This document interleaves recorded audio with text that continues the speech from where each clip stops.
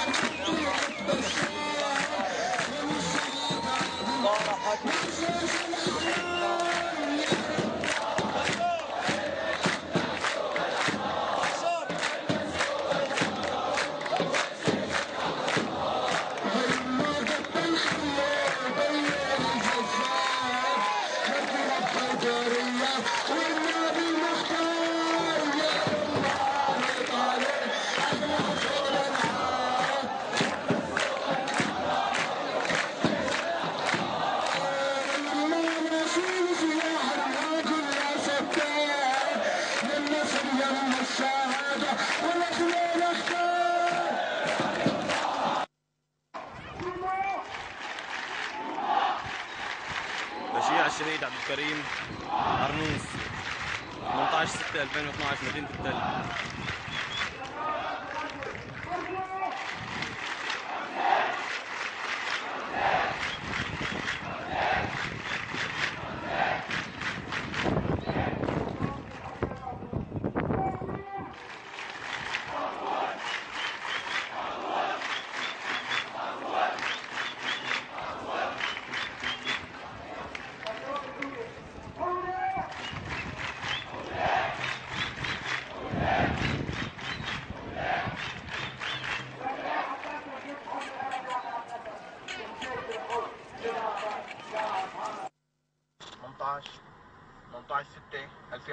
هكذا طبقت خطة عنان بسحب المراقبين لنشر الدبابة في وسط دمشق كفرسوسة. 18/6 تطبيق خطة عنان بالمداهمات بعد سحب المراقبين ووضع الدبابات في وسط دمشق 18/6/2012.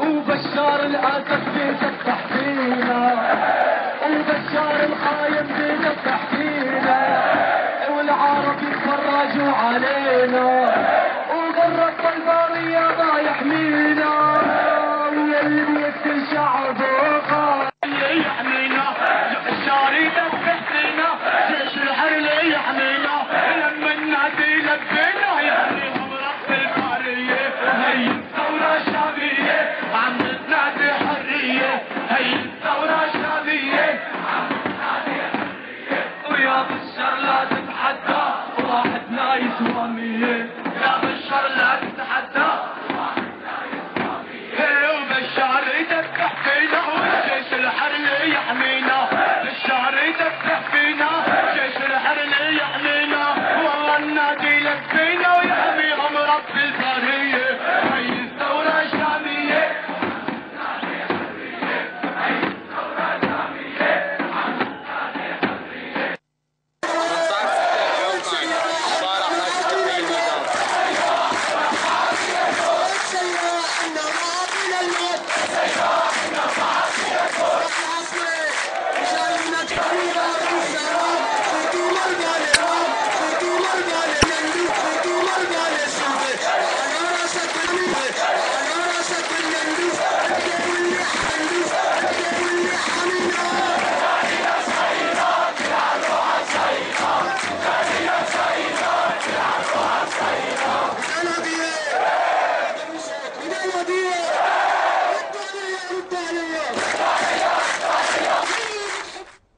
عصابات الأسد ومن جديد تحاول اقتحام حي السلطانية وتحاول أيضا اقتحام حي جوبر. هناك أنباء عن تعزيزات كبيرة تصل إلى مدينة حمص إلى عاصمة الثورة السورية. القصف لا يزال متواصل حتى هذه اللحظة. تفجير أنابيب النفط الموجودة بالحي على يد عصابات الأسد. سحب الدخان تغطي عاصمة الثورة السورية. أيضا هناك أنباء عن عاجل من حمص.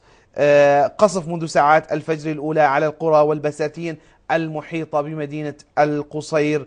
انفجارات في بابا عمرو وما حولها. إطلاق نار كثيف يجري الآن بعد محاولات الأحرار وتمكنهم من الوصول إلى بابا عمرو. وسوف يكون معنا الدكتور محمد وهو من جديد يعود إلى أطلال ما كان يسمى في المشفى الميداني. يزور هذا المكان الذي له فيه ذكريات وذكريات وذكريات. العشرات من الرسائل أرسلها لنا الدكتور محمد من هذا المشفى الميداني الذي أصبح جزءا منه وأصبح هو الآخر أيضا جزءا منه. ها هو من جديد يعود إليه، لكن بعد أن عاث فيه بشار الأسد خرابا ودمارا. 6 جثث مجهولة الهوية متفسخة بالكامل يتم العثور عليها في دير إبعلبة، ويعتقد انتشار لعشرات الجثث، لكن من الصعوبة الوصول لهذه الجثث. حسبنا الله ونعم الوكيل. نبقى وإياكم أحبتنا في المدينة التي علمت العالم كله كيف تكون الثورة وهي عاصمة الثورة.